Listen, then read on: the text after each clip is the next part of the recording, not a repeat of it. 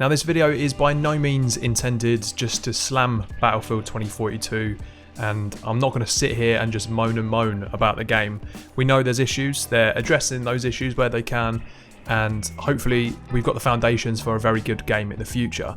But for us to get that good game, here are 5 things that I think would improve Battlefield 2042, you know, aside from all the bugs and the issues that the game's got right now. Now, some of these things that I'm going to suggest in this video may not be possible. It may be way too far down the line for them to introduce features like this. But in an ideal world, if they brought these in, then I think it would make the player base very happy. So, number 1 is leaning and peeking. A huge part of the Battlefield gameplay of years gone by is the ability to lean or peek around corners. When you're in a position where you're under fire, standing up above cover or walking out around the side of it reveals way more of your body than if you are able to just peek the corner. The way you'd activate this feature in previous Battlefield games is that your weapon would be held in a slightly different way when you're in a position to activate a lean. Then all you'd have to do is aim down the sights of your weapon and your head and shoulders would peek out. This used to work really well when you'd be fighting in close quarters and there was loads of fire coming your way from multiple enemies, or also if you're going toe to toe with a little sniper on the horizon. It just reduces the amount of hitbox that an enemy's got to aim at, and therefore making you a lot harder to kill in those more static situations. And you know, there's always static situations when you're getting rained down upon with enemy fire and there's explosions going off. It's just handy to be able to peek out of cover. It's a really useful, simple mechanic, and I don't know why it's missing. Number 2, voice comms. As much as I'd like to say that I want voice comms so I can talk with my team about tactics and calling for support, my main reason for putting this at number 2 is because I want to talk shit to the other team. Battlefield has never been a massive shit talking game like what Call of Duty is, but who doesn't love digging out someone over def comms, eh? Or in a little post-match lobby, screaming at people. It's just part of the online experience, I think. Now granted, hearing 128 mics all open at the same time after a game finishes might be a little bit much, and I don't really know what the solution is to this, to be honest, but it's not on me to work that one out. I'm blue sky thinking here. EA, just, you know, let me call an enemy a f***ing dirty little shit mouth, please. I remember back in the days of Battlefield 3, on the flip side, on the more positive side of voice comms, my main server was a mic-only hardcore rush server. And it was so good. They were such sticklers for you having a mic that you'd be kicked from the game if you didn't have one and you weren't talking. I'd be more than happy, well, I say more than happy, probably a little bit reluctant to leave my shit talking to one side if I could just get back a little of that in-game friendly chat. It really made the game for me and helped my love develop for Battlefield. The third thing that they could add to 2042 is a server browser for the 2042 side. We have that ability in Portal to customize searches and look for games and lobbies that we actually want to play, and for some reason on the 2042 side we don't have that freedom right now. It's either Conquest or Breakthrough, 128 players, on core, and that's that.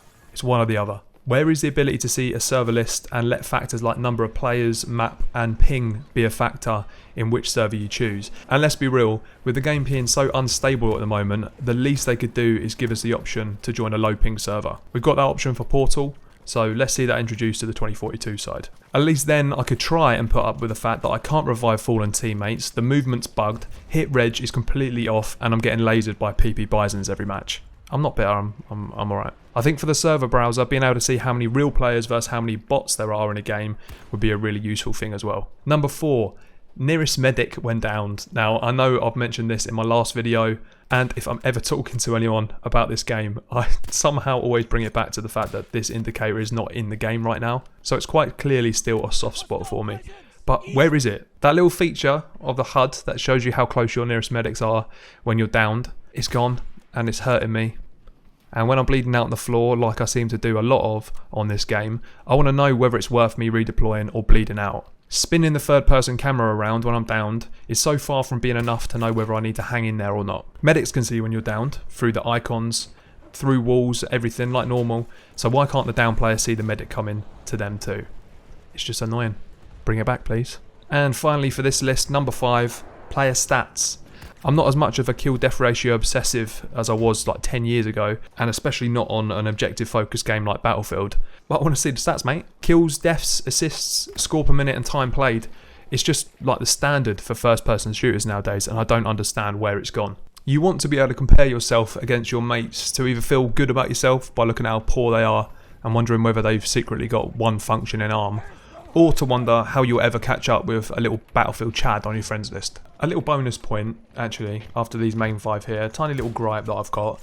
I don't know if anyone has found this as counterintuitive as me, but the controls you use for customising your classes and your operator during a game are so confusing to me. I get what they're trying to do with the triggers and the bumpers moving you along certain sections of the customisation, but I just can't get my head around it. This is on controller I'm speaking about specifically here. I think on PC it's a lot easier with just a bit of point and clicking. I have to really focus my brain on operating the menu, and right now it's far from muscle memory.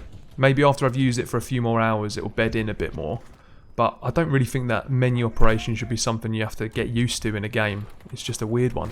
The guides there, they tell you what buttons to press and how to move around the menus, but the amount of time I'm misclicking, going into a gun when I don't want to be going into a gun, clicking an operator when I'm trying to add some attachments or something, it's mad. It's to the point where at the start of the game, I'm often finding myself unable to sort my class out in time for the game to start, and then being force spawned in with the wrong weapons or operator. Then I have to redeploy and get myself back to the customization menu. I mean, speaking this through now, it kind of sounds like a bit of a me problem, to be honest. At least people can't see the KD at the minute, I suppose, with the amount of times I'm having to kill myself to re-edit the classes. I mean, what I find mad about the 5 additions that I've suggested in this video is that they are run-of-the-mill standard features from Battlefield games of years gone by, if not first-person shooter games in general. Although games like Battlefield 1 and Battlefield 5 got some flack in the past for whatever reason, there were parts of that game that they did really, really well. And I feel like they should have seen that, looked at those games as like a foundation to build Battlefield 2042 on and bring over those really useful and loved features from those games. To be honest though, if it means waiting for all of these features for a while they sort out the bugs and the broken stuff, then that's absolutely fine with me. I think we've all paid enough and waited long enough for a new Battlefield that just having a fully functioning game at this point would be sufficient. And you know, that's disappointing to say because Battlefield usually work to such a high standard. So we'll wait and see. And this is an absolutely massive franchise. They're not just going to put the game out, drop a couple of updates and then leave it there. They are going to be working on things constantly. And I suppose it's been a week where I've needed to calm down a little bit with the rage that I've been feeling in game, and there's been quite a bit of that because the foundations, as I've said, are there for a fantastic game in the future. Let me know if there's any features that you think should be added to this list. Maybe I'll feature them in a next 5. If there are as many as that, I can do another video like this one.